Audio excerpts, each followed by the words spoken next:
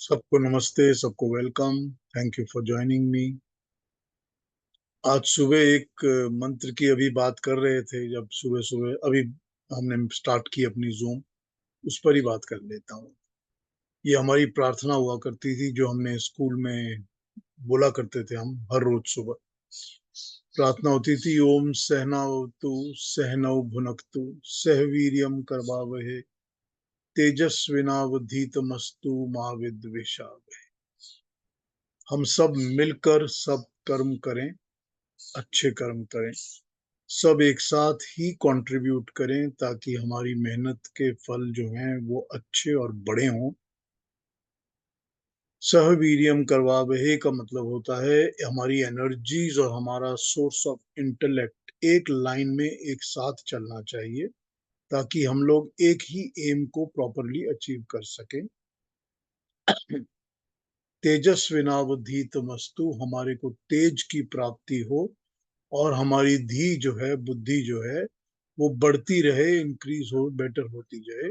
माँ विद्विषाहे, कभी एक दूसरे के अगेंस्ट, एक दूसरे के विरुद्ध कुछ ना कहें, कोई बात ना करें जो कि हमारे एक दूसरे के एंटी हो, अगेंस्ट हो।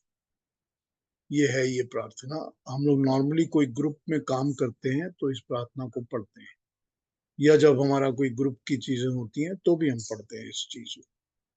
तो ये सहनावतु सहनौ भुनक्ति सह वीर्यम करवावहे तेजस्विनावधीतमस्तु मा विद्विषावहे। ये हो गई इस प्रार्थना की बात। अब कल हमने बात की थी मेडिटेशन पर, जरा हट के अपने गीता वाले टॉपिक से। कल की बात के ऊपर अगर फिर कुछ और पूछना हो, कहना हो, अभी रवि जी उस पर बात कर ही रहे थे, किसी और ने कुछ कहना पूछना हो तो पूछ लीजिए, नहीं तो फिर आगे।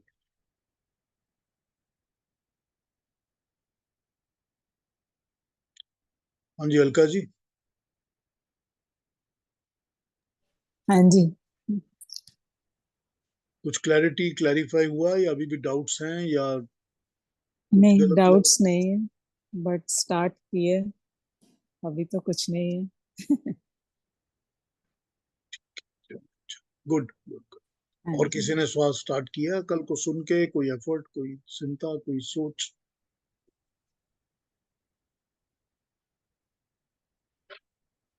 चलिए ठीक है, तो आज अपना शुरू करते हैं आगे गीता के 11वें श्लोक के साथ और आगे बढ़ते हैं। ये इस चैप्टर में भगवान कृष्ण, हम 9वें चैप्टर की बात कर रहे हैं, तो इस 9वें चैप्टर में भगवान कृष्ण क्या कह क्या रहे हैं अर्जुन, हम सबको मैसेज दे क्या रहे हैं? हमको बता रहे हैं कि मैं हर चीज को क्रिएट करता हूँ, मैं संसार को क्रिएट करता हूँ, मैं प्रकृति को, सब कुछ को मैं बनाता हूँ। इस प्रकृति को मैं ही क्रिएट करता हूँ और ये प्रकृति फिर सारी चीजों को बनाती है। यही बता रहे हैं भगवान कृष्ण। और इन सब के अंदर सब कुछ करता हुआ भी मैं इन्वॉल्व नहीं होता। ये मेरे कर्म हैं, लेकिन मैं इन कर्मों के साथ लिप्त नहीं हूं। यही बता रहे हैं हमको इसके अंदर भगवान कृष्ण। तो इसी बात को बताते बताते अब आगे बढ़ते हुए उन्होंने हमको बताया था कि ये मेरी प्रकृति है, ये मेरा अपना नेचर है, मेरा स्वभाव है कि मैं क्रिएशन बनाता हूँ। तो ये समझ लीजिए कि जैसे मेरा और आपका, कोई भी किसी का भी कुछ भी स्वभाव होता है कि हम नेचुरली कोई काम करते ही हैं। माँ का स्वभाव होता है कि बच्चे की देखभाल करती है, माँ का स्वभाव होता है कि बच्चे के देखभाल करने के साथ साथ बच्चे के खाने का इंतजाम करेगी। माँ का स्वभाव है कि घर की थोड़ी अरेंजमेंट्स करेगी, साफ सफाई करेगी, क्लीन, ये सब चीजें उसका स्वभाव है। पिता का स्वभाव होता है कि अपने बच्चों का, परिवार की देखभाल करता है, पालन पोषण करता है, स्वभाव। तो हर एक का अपना अपना एक स्वभाव होता है। तो जैसे हम लोगों के एक स्वभाव होते हैं, वो अपना स्वभाव बता रहे हैं इसके अंदर परमात्मा, कि मेरा स्वभाव है कि मैं क्रिएशंस को बनाता हूँ, कि मैं ये सृष्टि का निर्माण करता हूँ, मैं ये बना। लेकिन अब जैसे माता पिता का स्वभाव जो भी है, वो जो करते हैं वो कर्मों के साथ वहां पर वो उस तरह से लिप्त नहीं होते। मतलब सेल्फिश इंटरेस्ट के लिए या उस तरह से नहीं कर रहे होते कि मेरे को इसी का यही कर्मफल अभी मिलेगा, कि मैंने अपने बच्चे का पालन पोषण किया है तो आज से 40 साल बाद जो मैं पालक बच्चे को खिला रहा हूँ, ये खरीद के पालक मेरे को बच्चा खिलाए, कि मैं जो आज पनीर लेकर आया हूँ बच्चा भी मेरे लिए पनीर लेकर आया। इस तरह का कर्म फल के साथ जुड़ना चिपकना नहीं होता। तो जैसे वो नहीं होता उसी तरह से जो परम पिता है, परमात्मा है, ईश्वर है, परमेश्वर है, वो भी हमारे के अपने किसी कर्म के साथ जुड़े नहीं होते और किसी कर्म फल से जुड़े नहीं। कर्म वो कर रहे हैं लेकिन कर्म के साथ वो जुड़े नहीं। तो वो हमको बता रहे हैं कि प्रकृति मैं ही चलाता हूँ, सृष्टि चक्र मैं ही चलाता हूँ। सृष्टि चक्र, ये सृष्टि चक्र जो है, ये सृष्टि का चक्र चल रहा है। अब आप लोगों को ये तो हमको पता चल गया है कि जो अर्थ है वो अपने एक्सिस के ऊपर घूमती रहती है, ये हमको पता है, एक्सिस पे घूमती है। हमको ये भी पता है कि अर्थ अपने एक्सिस पर घूमने के अलावा भी 1 साल के अंदर सूरज के चारों तरफ भी घूम लेती है, ये भी हमको पता है।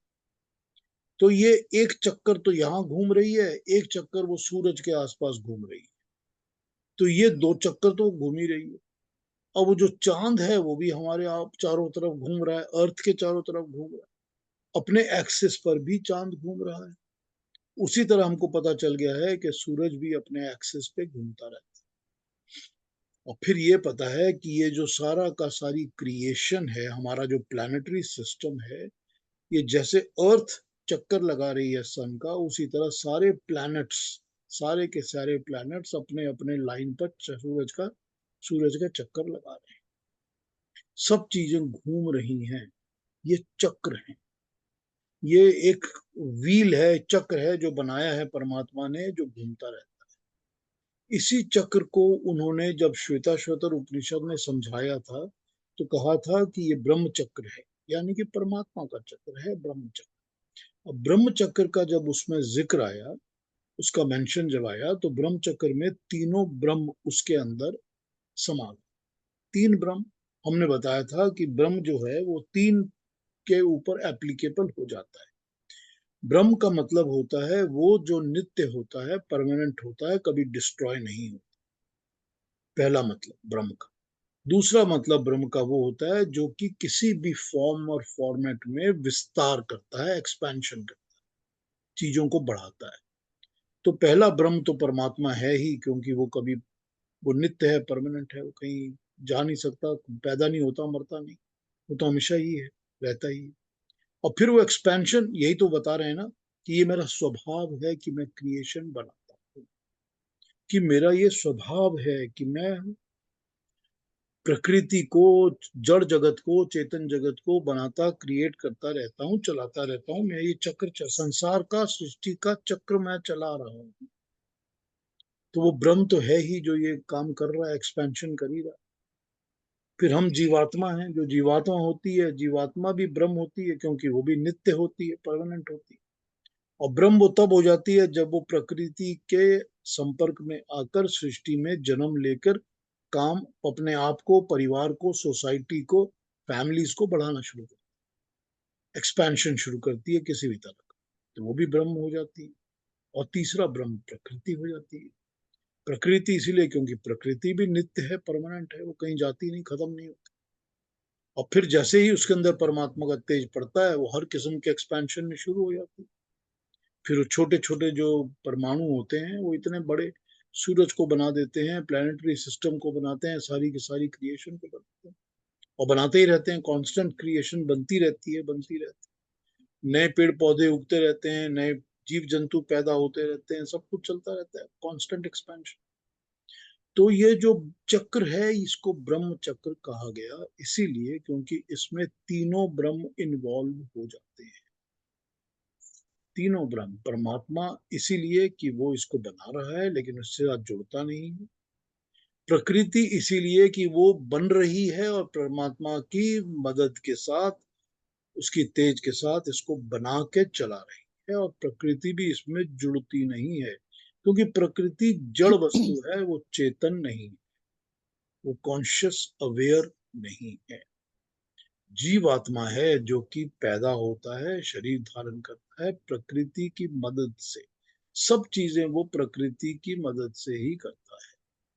फिर वो प्रकृति के साथ चिपक जाता है, जुड़ जाता है। जब वो जुड़ता है प्रकृति के साथ, तो फिर वो इस चक्र में फंसा हुआ घूमता रहता है। कभी वो इस रूप में, कभी उस रूप में, कभी ऐसे, कभी वैसे, कभी किसी शरीर में, कभी किसी शरीर। वो पैदा होता रहता है, घूमता रहता है।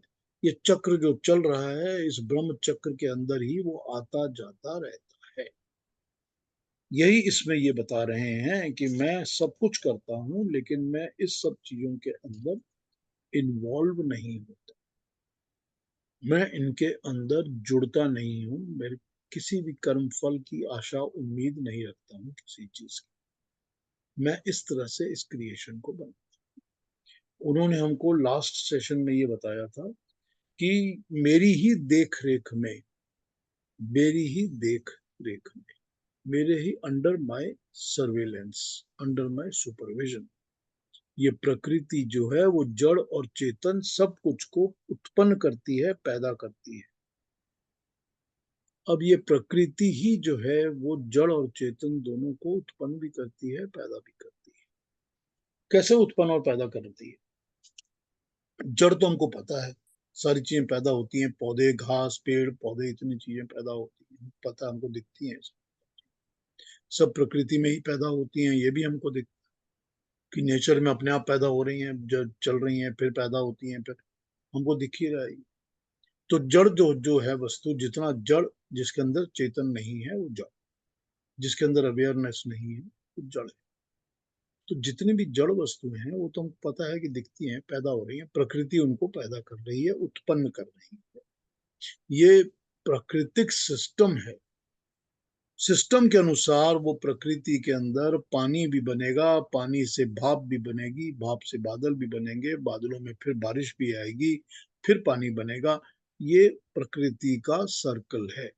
सो प्रकृति का अपना भी चक्र, अपने भी कई चक्र हैं कि बीज जमीन पे गिरेगा, बीज जमीन में गिरने के बाद एक सीजन, दो सीजन बाद वो धंस जाएगा थोड़ा सा मिट्टी के नीचे, फिर उस पर पानी की बारिश होगी, फिर उस पर धूप पड़ेगी, और फिर उसमें से एक शूट निकलेगी, फिर पौधा निकलना शुरू हो जाएगा, फिर वो पेड़ बन जाएगा, फिर पेड़ में कई लाख बीज हो जाएंगे, फिर कई लाख बीज स्प्रेड हो जाएंगे, और फिर वो इसी तरह से चक्र को चलाते रहेंगे। ये प्रकृति के अपने चक्र हैं। तो ये जो जड़ वस्तुएं हैं, ये तो हम देखते ही हैं कि प्रकृति में बनती है, लेकिन प्रकृति चेतन वस्तुओं को भी उत्पन्न करती है, क्योंकि हमको आपको प्रकृति के थ्रू ही उत्पन्न होना होता है। हम और आप भी तो प्रकृति की मदद से ही उत्पन्न होते हैं। हम और आप भी तो शरीर तो प्रकृति से ही बोरो करते हैं ना। ये पांच एलिमेंट्स से ही तो हमारा शरीर बना है ना, पंचभूतों के साथ। तो पंच महाभूत जो इकट्ठे हो जाते हैं तभी हमारा भी शरीर बनता है। और यही चीज जो होती है हर जगह बनती है। और प्रकृति जो है वो बड़े अपने तरीके से अलग अलग अलग अलग जीवों को, कितने ऐसे जीव हैं, पंछी हैं, जानवर हैं, छोटे छोटे कीड़े हैं, बहुत छोटे छोटे जंतु हैं, जो कि प्रकृति के अंदर से, अर्थ के अंदर से, मट्टी के अंदर से अपने आप ही पैदा होते रहते हैं। पता नहीं कितने हैं। तो ये प्रकृति उत्पन्न करती है चीजों। लेकिन लेकिन ये उत्पन्न करने की जो शक्ति है, या यूं कहिए कि जो प्राण शक्ति है, या जीवन है, या जिनके अंदर भी जो भी एक्टिविटी है, वो सारी की सारी परमात्मा की दी हुई है, ईश्वर की दी हुई है। सारी एनर्जी परमात्मा से बोरोड है।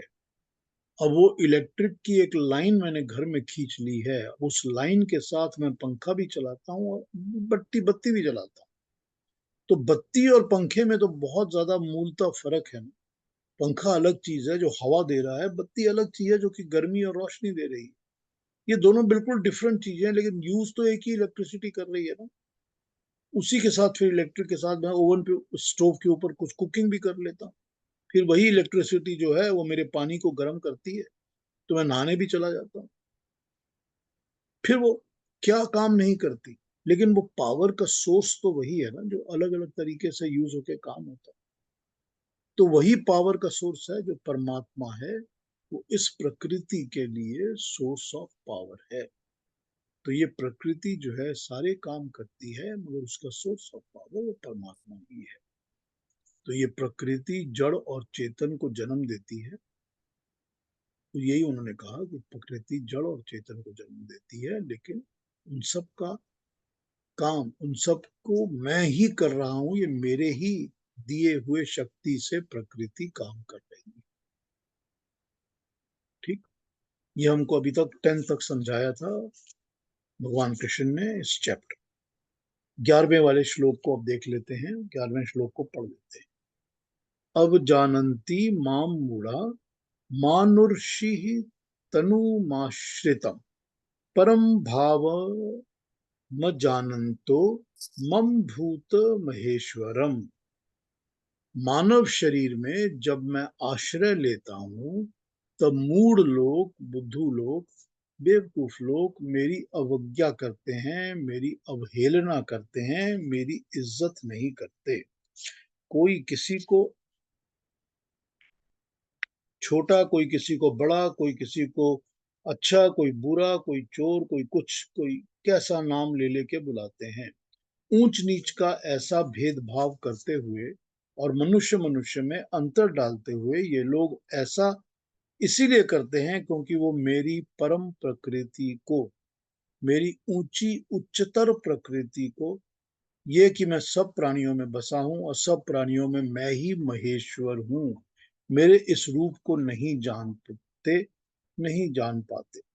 जो मेरे उच्चतर रूप को जान जाते हैं वो ये समझते हैं कि मैं ही मनुष्यों के अलग अलग रूप के शरीर में धारण करता हूं और मनुष्यों को एक समान दृष्टि से देखता हूं, और वो भी इस बात को समझ के सब मनुष्यों को समदृष्टि से देखते हैं।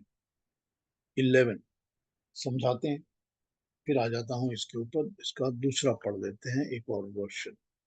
11 not knowing my supreme nature fools, mood, fools decide deride me, deride, kamtari, the overlord of the entire creation, who have assumed the human form. That is to say, they take me, who have appeared in human form, through my Yog Maya for deliverance of the world as an ordinary mortal. ठीक है, singular पर आ गए हैं ये plural से, और भी देख लो।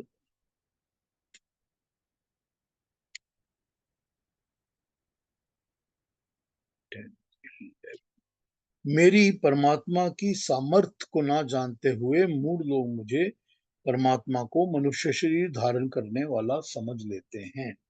अब देखिए अलग अलग इसकी ट्रांसलेशन और इंटरप्रिटेशन। जब ये कहते हैं कि मैं हर शरीर में बसता हूं, मैं हर शरीर में मैं ही हूं, ठीक है, आश्रित, आश्रय लेता हूं या आश्रय लेते हैं मनुष्य जन, हर सब प्राणियों के महेश्वर, भूत माहेश्वरम।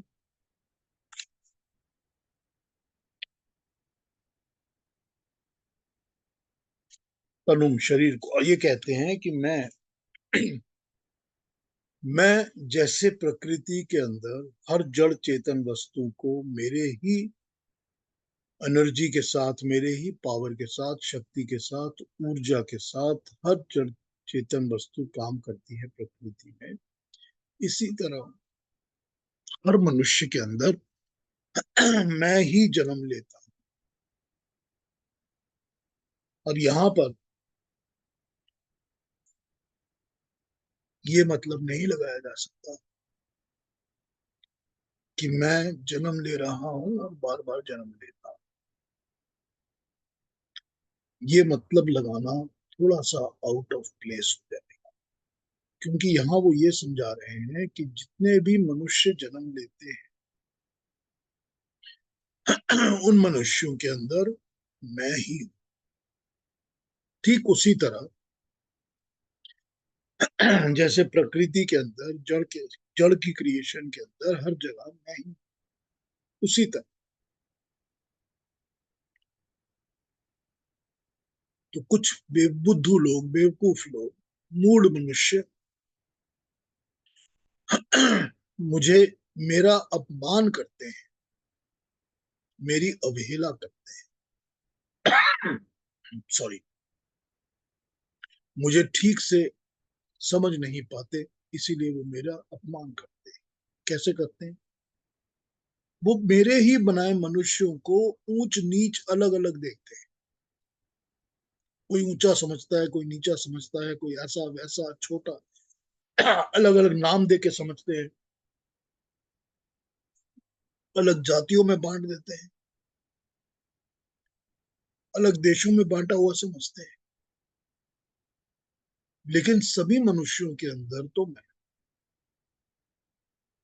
तो ये मैसेज ये दे रहे हैं कि जिस तरह मैंने प्रकृति को क्रिएट किया है और मेरी शक्ति के साथ, मेरी एनर्जी के साथ ये सारी क्रिएशन काम कर रही है, मेरी ही शक्ति के साथ ये सूरज चांद सब काम कर रहे हैं।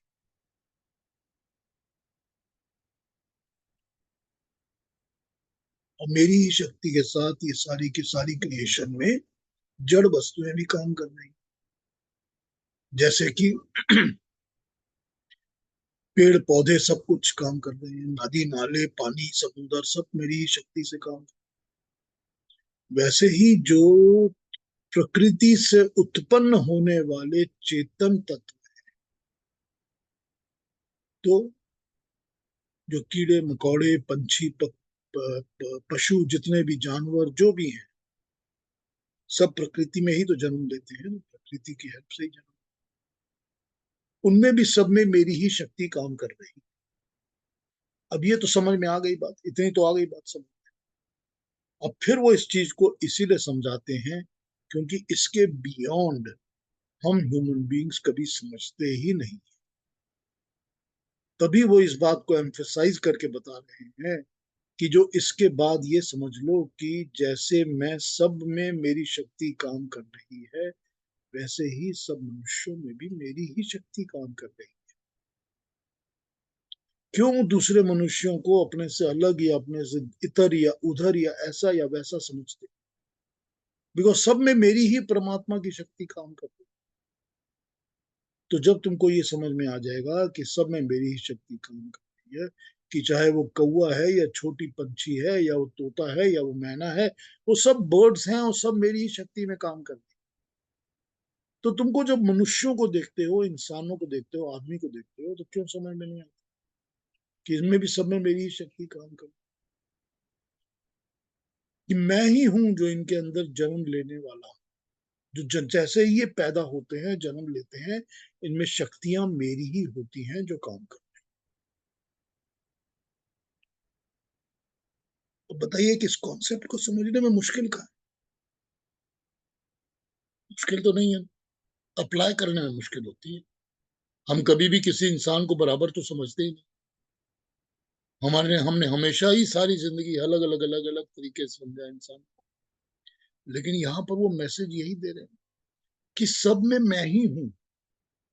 लेकिन वही बात कि जैसे जड़ प्रकृति, पेड़ पौधे, नदी नाले, आकाश, सूरज, चांद, इन सब चीजों के कर्मों से, चेतन प्रकृति जो कीड़े मकोड़े जानवर हैं इनके कर्मों से, और फिर मनुष्यों की प्रकृति जो क्रिएट होते हैं इनके कर्मों से मैं लिप्त नहीं होता। मैं इनमें सब में हूं, मुझ में वो ईश्वर है। लेकिन ना वो मेरे मीठे खाने से उसको मीठा लगता है, ना मेरे चोरी करने से उसके ऊपर पाप लगता है, और ना मेरे अच्छे कर्म करने से उसके ऊपर कोई फर्क, क्योंकि वो परमात्मा सब कुछ के अंदर है, हर जगह है, हमेशा है। उसके ऊपर हमारे कर्मों से कोई फर्क नहीं। तो वो अपनी बात को अलग तरीके से यहाँ पर हमको यूं समझा कि उन्होंने पहले 2-3 चैप्टर 4 चैप्टर पहले उन्होंने समभाव की बात करी थी कि सब मनुष्यों में समभाव होना चाहिए, सबको एक जैसा देखो, सबको एक बराबर समझो, सबको इक्वल समझो अपना। ये पहले बता चुके हैं हमको, वो समभाव की बात पहले कर चुके हैं। वही समभाव की भावना को अब वो दोबारा जब इसमें बताते हैं कि मैं तो तुमको बता ही चुका हूं कि सबको समभाव समझो, तो ये भी समझो कि सबके अंदर मैं हूं। तो मैं जब सबके अंदर हूं, तो सबके अंदर तो मेरी ही शक्ति काम कर रही है। तो अब तुम जैसे ही एक को ऊपर, एक को नीचे, एक को अच्छा, एक को बुरा समझते हो, तो तुम मेरा ही अपमान करते हो। तो तुम मेरी बनाई चीजों की अवहेलना कर रहे हो, बेइज्जती कर रहे हो, तो तुम मेरा अपमान कर रहे हो। मैं मैं आपके पास आता हूँ, आपके लिए गिफ्ट लेकर आता हूँ, आप मेरे सामने गिफ्ट उठाते हो, गार्बेज में फेंक देते हो। तो आप क्यों फेंक रहे हो गिफ्ट को? क्योंकि आप मेरा अपमान कर। वो तो यही समझा रहे हैं ना कि सबको मैंने बनाया हुआ है, और तुम जैसे ही एक इंसान को अपने से नीच या अपने से बुरा या कुछ समझते हो, तो तुम मेरा अपमान कर। तो समभाव की बात तो पहले भी कर चुके हैं कि सबको एक समझो, बराबर समझो, इक्वल समझो। अब वो बता रहे हैं कि जब तुम एक को दूसरे को अलग समझते हो, तो तुम मेरा ही अपमान कर, क्योंकि मैं ही सबके अंदर हूं। यही तो सर्वे भवन्तु सुखिनः है ना, कि हम सबको एक जैसा समझते हैं और सबके भले की प्रार्थना करते हैं। तो जब हम सबको एक जैसा समझते हैं, तो जैसे ही प्रार्थना करके आंख खुलती है, हम एक दूसरे को गाली देना शुरू कर देते हैं। फिर मतलब ही नहीं ना कुछ बात का। तो यहाँ पर वो किस मैसेज को समझा रहे हैं? वो इसी तरह से अपनी बात को रख रहे हैं कि ये पूरा का पूरा ब्रह्म चक्र, सृष्टि का चक्र मैं चलाता हूँ। मैं ही हूं जो सृष्टि को क्रिएट करता हूँ, मैं ही हूं जो इसका पालन पोषण करता हूँ, सब चीजों में मैं। तो मैं जो हूं, मैं ही इस जड़ प्रकृति को क्रिएट करता हूँ, बनाता हूँ। जड़ प्रकृति चीजों को उत्पन्न करती है, उन सब में मेरी शक्ति काम करती है। शक्ति तो कर ही रही है, क्योंकि चक्र चल रहा है। ये जो चक्र चल रहे हैं, जो अर्थ स्पिन कर रही है, या जो चांद घूम रहा है, या अर्थ सूरज के चारों तरफ घूम रही है, सारे प्लैनेट घूम रहे हैं, सूरज भी घूम रहा है, किसकी शक्ति से घूम रहा है? कौन से इसके अंदर एनर्जाइजर के पावर सेल लगे हुए जो ये ऐसे ऐसे चक्कर मारते रहते? कौन सा बिजली का कनेक्शन हमने दे दिया है इसके अंदर? ये सब परमात्मा की ही तो शक्ति से घूम रहे हैं, उसी का तो किया हुआ है सारा कुछ। तो वो यही तो बता रहा है कि पूरा ब्रह्म चक्र, सृष्टि का चक्र मेरे ही कारण, मेरी ही अनुमति से, मेरे ही क्रिएशन से घूम रहा है। और ये चक्र जो घूम रहा है, उस चक्र के अंदर जो प्रकृति है वो भी मैंने बनाई है, जो जड़ और चेतन है वो भी मैंने बनाए हैं, और चेतन के अंदर जो मनुष्य है वो भी मैंने ही बनाया। तो जैसे हर जड़ के अंदर, चेतन के अंदर मैं हूं, उसी तरह हर मनुष्य के अंदर मैं। तो जब तुम मनुष्यों को अपने से अलग या अपने से नीचा या दूसरा बुरा समझोगे, तो तुम मेरा। इसलिए समभाव, सबको एक जैसा, सबको इज्जत देना, सबको एक जैसा समझो।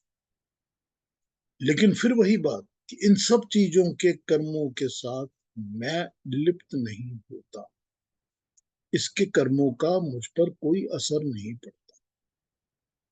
तो आप जैसे कह सकते हैं कि भाई, गाय तो घास खा रही थी, लेकिन घास खाने वाली गाय को शेर ने आके खा लिया, तो भर परमात्मा के ऊपर तो ये कर्म बुरा असर पड़ गया। लेकिन क्योंकि जीव जंतु या प्रकृति या किसी वस्तु के कर्म का परमात्मा पे कोई भी संलग्न नहीं होता, असर नहीं होता, मनुष्यों के किसी कर्म का भी नहीं होता। हालांकि सबके अंदर, सब में परमात्मा मौजूद है। तो यहां पर उन्होंने इस बात को बड़ी क्लैरिटी के साथ इस श्लोक में, 11वें श्लोक में समझाया। यहां पर ये कह देना कि परमात्मा ये कह रहे हैं कि मैं मनुष्य बन के आ रहा हूं और मैं कई बार मनुष्य बनता रहता हूं, ये थोड़ी सी गलत एप्लीकेशन हो जाएगी, ट्रांसलेशन। इस बात को समझना। ठीक, 12वें पर आता हूं,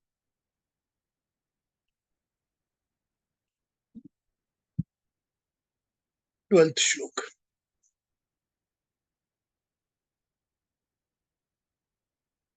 मोघ, मोगाशा, मोग कर्मणो, मोग ज्ञाना विचेतना, राक्षसौ मां असुरो चैव प्रकृतिम मोहिनी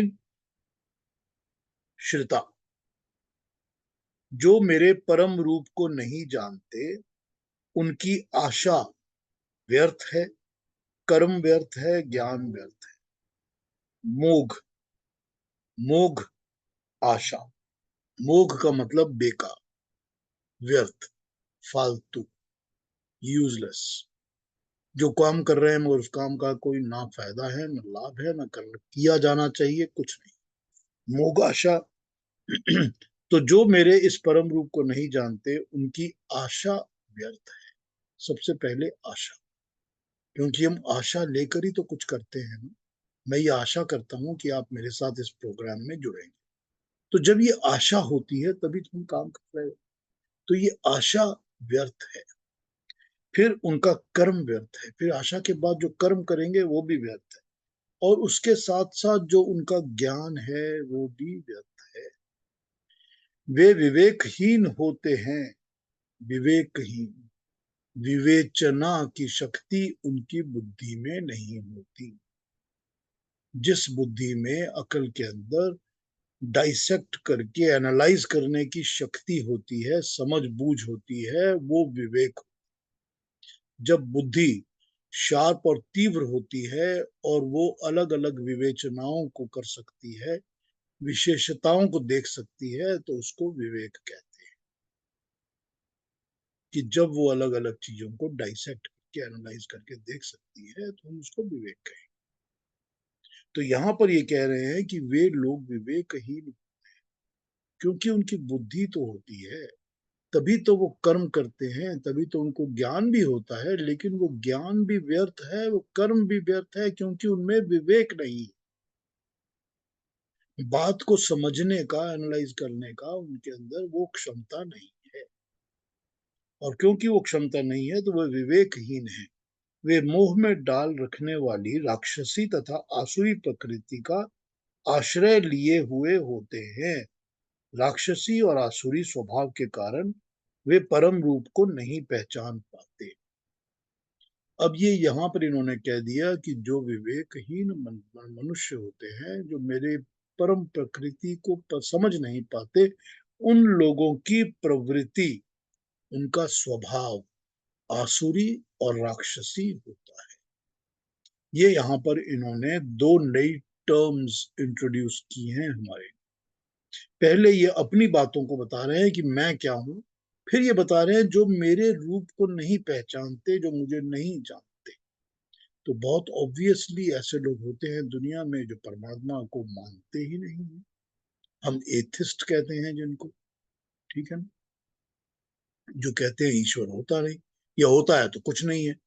तो वो मेरे को नहीं पहचानते। क्यों नहीं पहचानते? फिर उनकी जो आशाएं हैं वो भी व्यर्थ हैं, कर्म भी व्यर्थ हैं, और ज्ञान भी व्यर्थ है, क्योंकि वे विवेकहीन है। ठीक, आशा, ज्ञान, कर्म, तीनों चीजें व्यर्थ हैं, क्योंकि वो विवेकहीन है। क्योंकि वो बुद्धि से काम तो कर रहे हैं, लेकिन उनकी बुद्धि प्रॉपर एनालिसिस करके, प्रॉपर विवेचना करके कर्म नहीं कर, इसलिए वो विवेक हैं। और फिर वो बता रहे हैं कि वो विवेक लोग इसीलिए होते हैं क्योंकि वो मोह, मोह से जुड़े होते हैं, जैसे कि राक्षसी और असुरी प्रवृत्ति के लोग होते हैं। आइए इसकी दूसरी ट्रांसलेशन पढ़ते हैं, फिर इस पर बात करते हैं। बहुत इंटरेस्टिंग है। 12,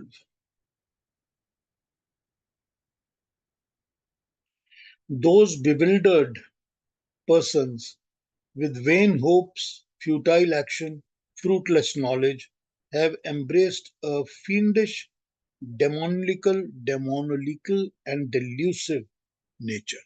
Demoniacal, demon, fiendish, delusive nature.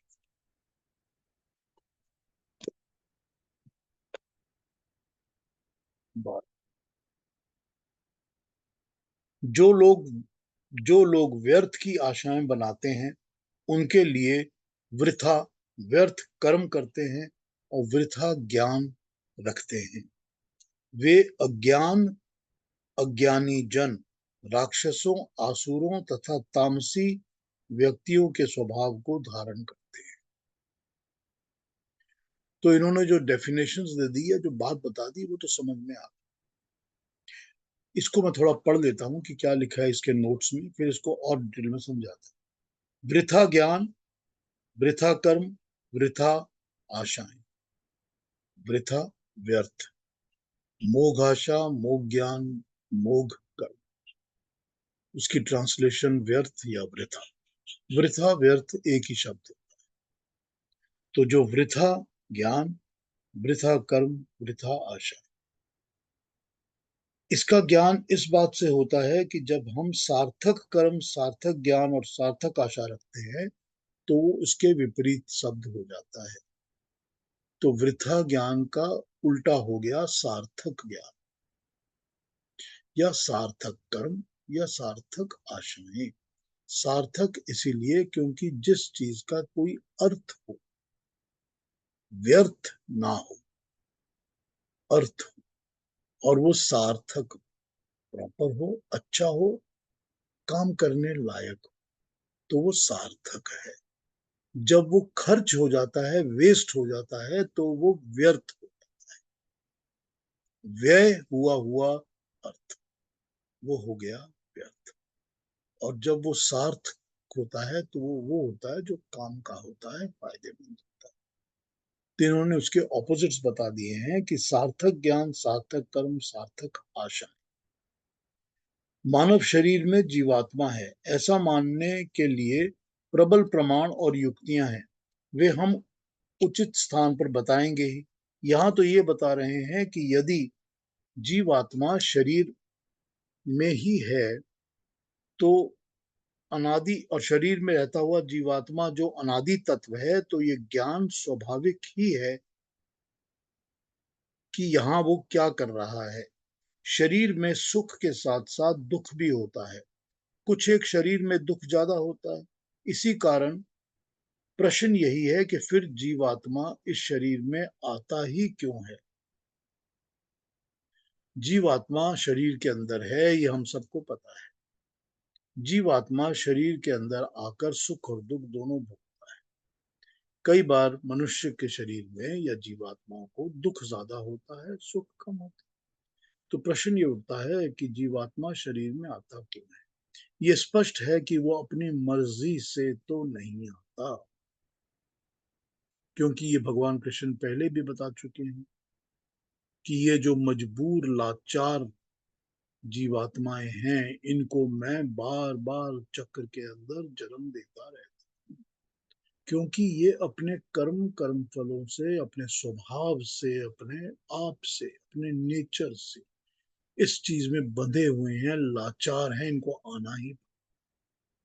तो ये तो पक्का है कि जीवात्मा अपनी मर्जी से तो नहीं आता। उसका शरीर में आना एक विवशता है, एक मजबूरी है, उसको आना ही पड़ता है। इस विवशता को पार पाना, इस विवशता के पार निकल पाना, इस विवशता को लड़कर, इस मजबूरी से लड़कर इससे बाहर निकल पाना, ये होता है सार्थक कर्म। इसके बियॉन्ड, यानी कि इसके अलावा, इसके एक्सेप्शन में जो भी कर्म है वो व्यर्थ कर्म। अब समझिए इस बात को। अब हम एक सेकंड लेवल पर आ गए हैं। यहाँ जीव आत्मा विवशता के कारण, मजबूरी के कारण शरीर धारण करता है, और शरीर में आने के बाद वो दुखों को भोगता है।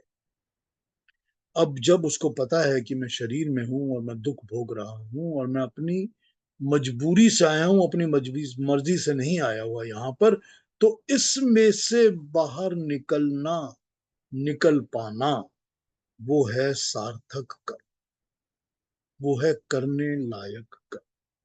इसके विषय में जो ज्ञान है वो सार्थक ज्ञान। जो इसको करने के लिए हमको जो ज्ञान प्राप्त होगा वो सार्थक ज्ञान है। और इसमें से निकल पाने की आशा, वो है सार्थक आशा, कि मैं इस विवशता से छुटकारा पाने की आशा रख सकता हूं, वो सार्थक आशा है। तो सार्थक ज्ञान, सार्थक आशा और सार्थक कर्म, अब समझ में आ गया कि यहां पर क्या बताया जा रहा है। अब समझ में आ गया कि उसके बियॉन्ड, उसके उल्टा, उसके अलग जो भी है वो सब कुछ व्यर्थ, वो सब कुछ वृथा है। आया समझ में ना क्लियरली?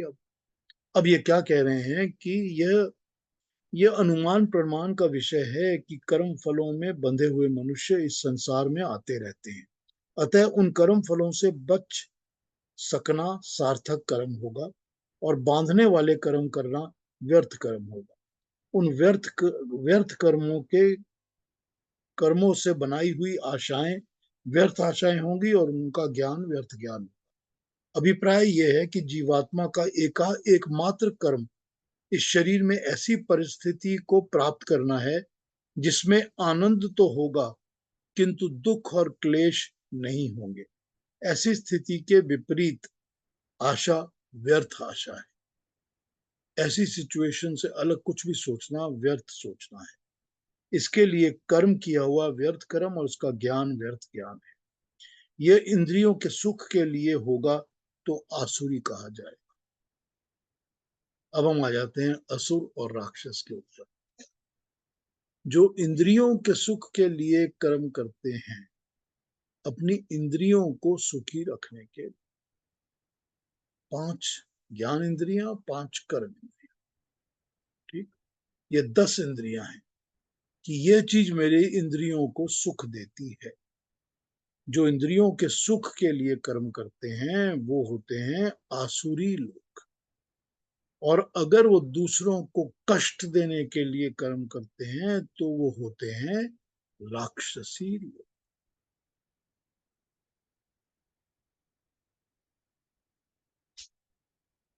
दोनों ही अशुभ और अकल्याणकारी हैं, आसुरी और राक्षसी। आसुरी वो प्रवृत्ति हुई, वो नेचर हुई जो कि अपने ही लिए, अपने सुखों के लिए ही सब काम करते हैं। अपने लिए, अपने सुखों के लिए, अपनी इंद्रियों के सुखों के लिए। इंद्रियां ही है ना जो सब चीज को प्राप्त करती है ना। सारा मजा, सारा सुख तो सब इंद्रियों से ही होता है ना। तो जो चीजों को अपनी इंद्रियों के सुखों के लिए ही जो काम कर रहे हैं वो आसुरी प्रवृत्ति के लोग हैं, उनको असुर कहा। हो गया ना असुर की डेफिनेशन। और जो राक्षसी होते हैं वो दूसरों को कष्ट देने के लिए काम करते। तो असुर तो वो हुआ जो अपने इंद्रियों के सुख के लिए काम करे, और राक्षस वो हुआ जो दूसरे को कष्ट देने के लिए काम।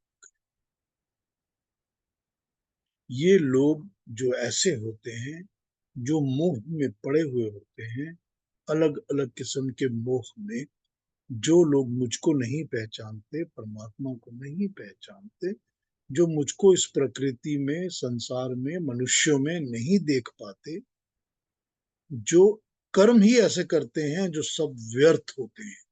आशाएं भी व्यर्थ होती हैं और ज्ञान भी व्यर्थ होता है, क्योंकि वो ज्ञान, आशा और कर्म या तो आसुरी होता है और या राक्षसी होता है।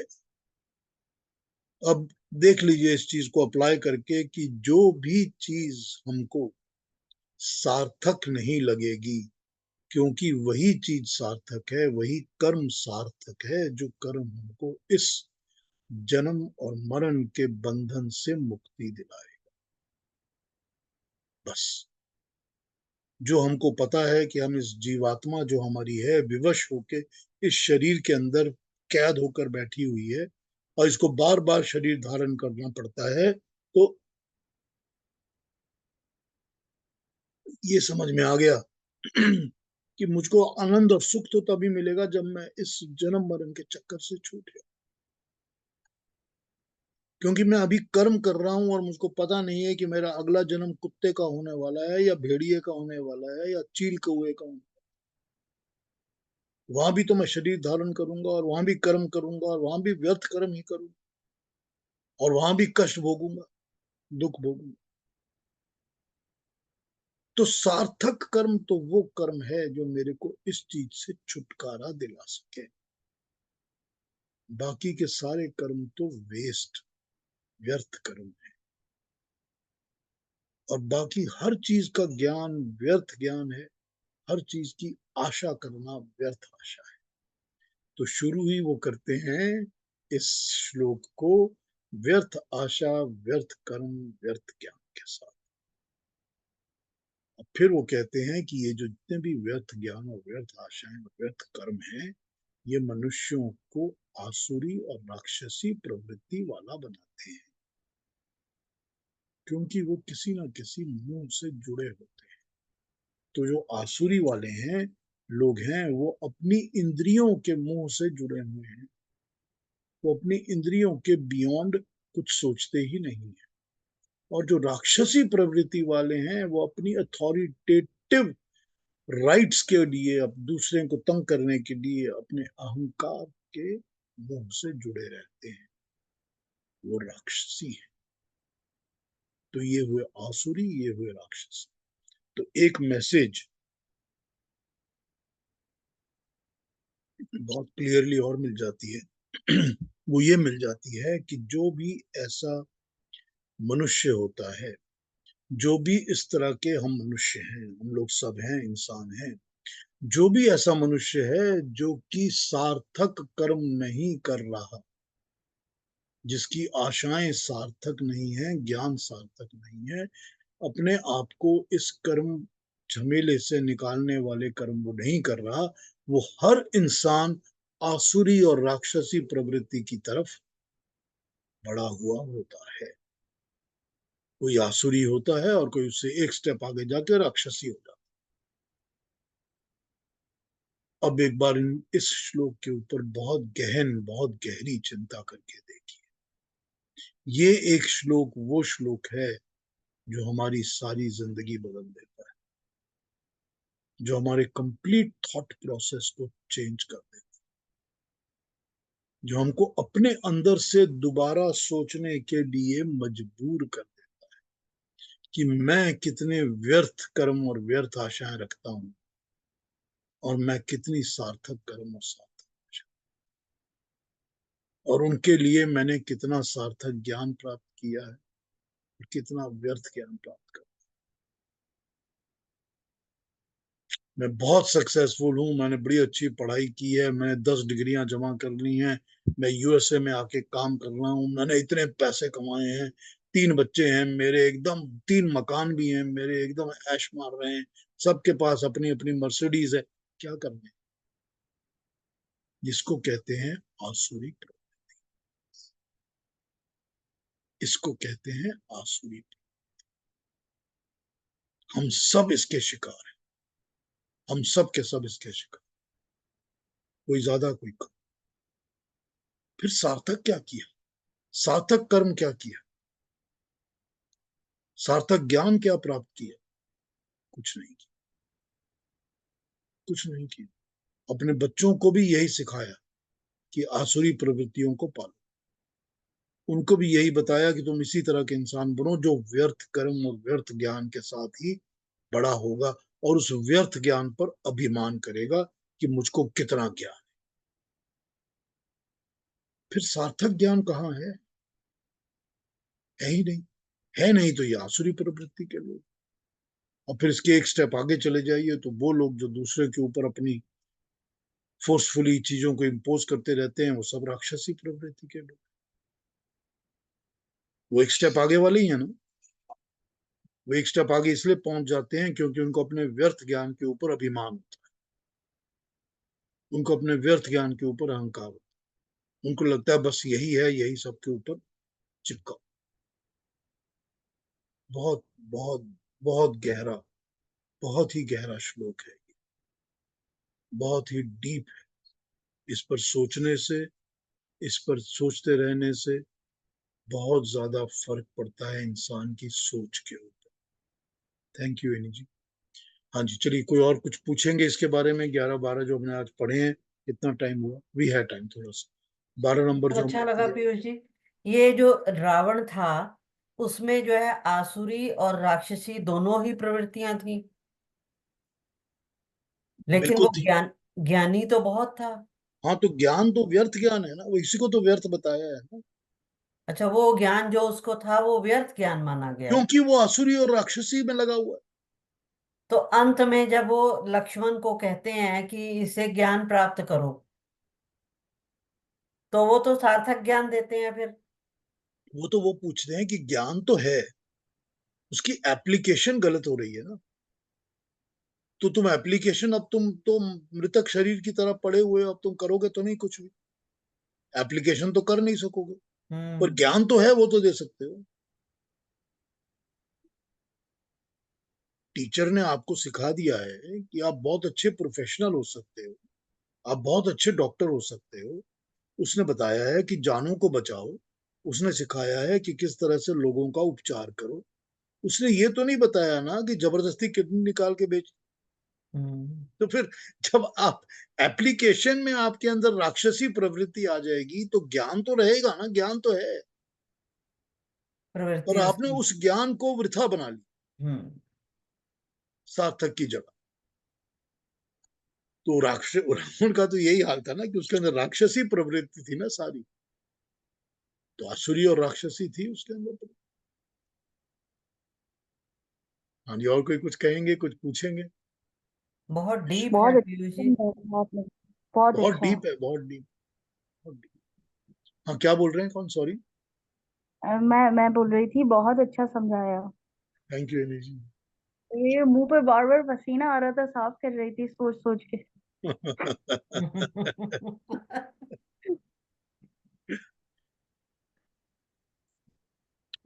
बहुत डीप है, बहुत डीप। आप हमारी रूह हम को हिला देते हैं।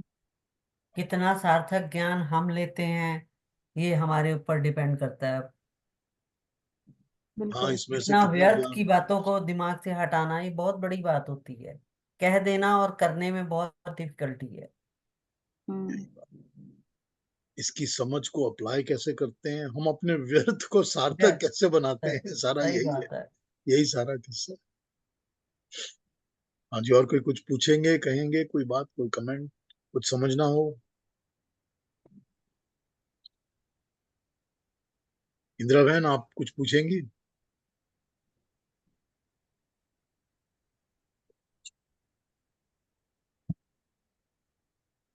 फिर श्वेता जी पे आते हैं। श्वेता जी। जी सर। हाँ जी। नहीं सर, कहा ये तो बहुत ही क्लियर है। मुझे लग रहा है कि ये इसके बारे में पहले भी कृष्ण भगवान ने बताया है, आसुरी प्रवृत्ति एंड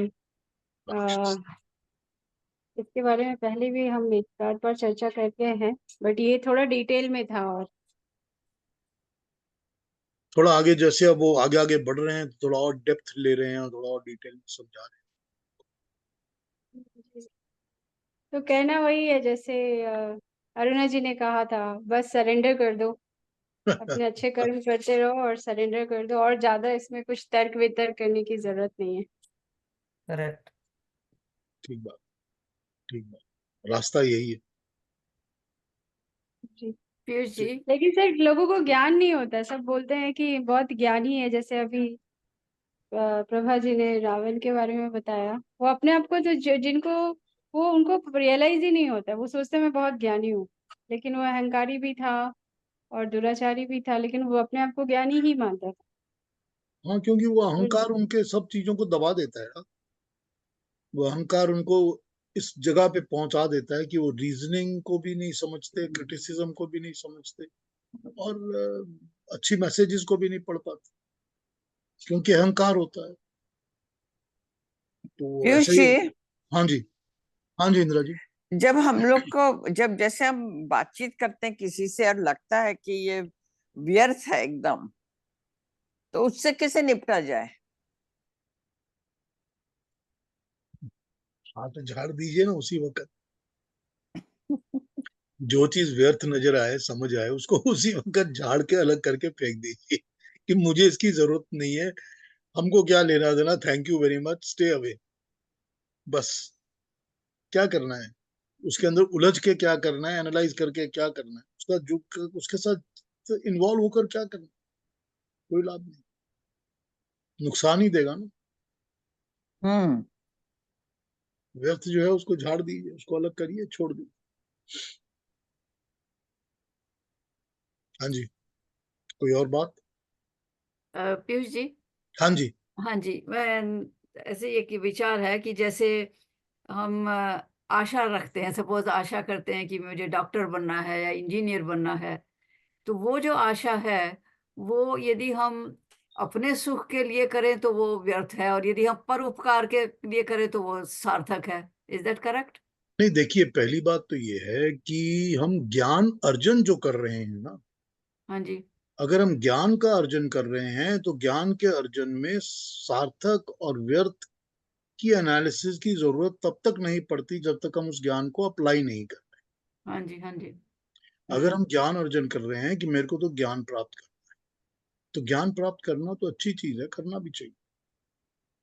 तो वहां पर अगर आप कहते हो कि मैं ज्ञान इसलिए प्राप्त करता हूं कि मैं ज्ञानी बन जाऊं या मैं प्रोफेशनल बन जाऊं, वहां तक तो बुरा कुछ नहीं है, वहां तक तो अच्छा है।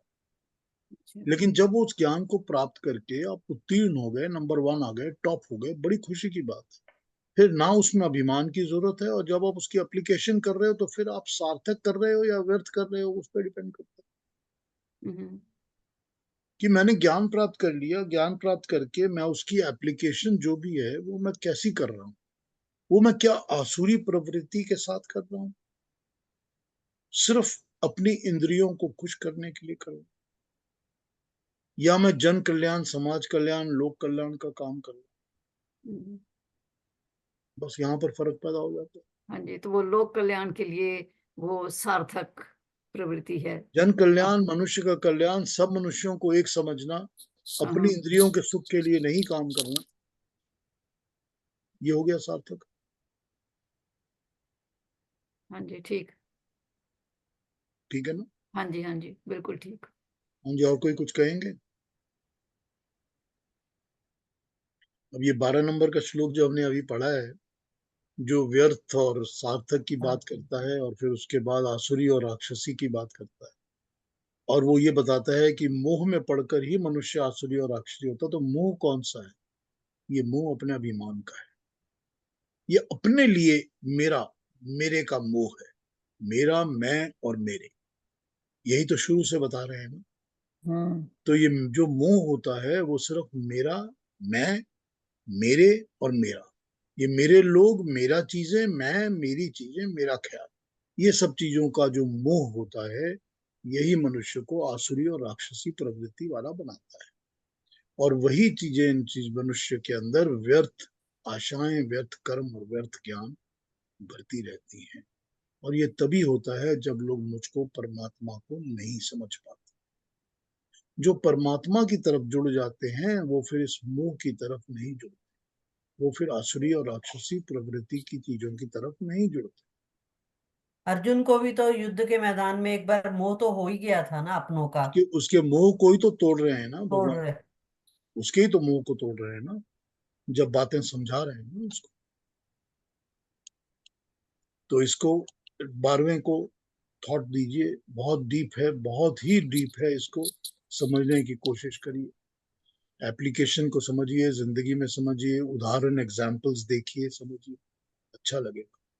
बहुत इन डेप्थ इसकी समझ आनी हमको भी चाहिए। एक बार अर्जुन बनना पड़ेगा। हाँ, बनना पड़ेगा, ये तो होता है। अर्जुन तो हम बने हुए हैं ना, हम सब अर्जुन ही हैं, हम अर्जुन ही हैं सारे। हमारे दिमाग में भी तो प्रश्न उठते रहते हैं, हम भी उल्टे सीधे कर्म करते ही रहते हैं। जानते हुए भी कि ये गलत है। तो हाँ, फिर भी हम करते हैं। तो यहीं पर भगवान जो है उनके आदेश आ रहे हैं और वो हम सुन रहे हैं और समझ रहे हैं। ठीक है, फिर अगली क्लास में मिलें, जी। जय श्री कृष्ण। अगले सैटरडे को फिर कैरी ऑन यस। करते हैं। अगले सैटरडे को 13 से शुरू करेंगे। अगले सैटरडे हमारे साथ अरुणा जी होंगी। तो अरुणा जी आ गई होंगी आज। हाँ, आ गई होंगी, आ जाएंगी आज। तो अगले बहुत सैटरडे अच्छा लगा होंगी। पीयूष जी। नमस्ते। Thank you. नमस्ते। नमस्ते। नमस्ते। नमस्ते। नमस्ते। नमस्ते प्रभा जी, नमस्ते नमस्ते। आनी जी, नमस्ते अरुणा नमस्ते जी। सब लोग। नमस्ते। सब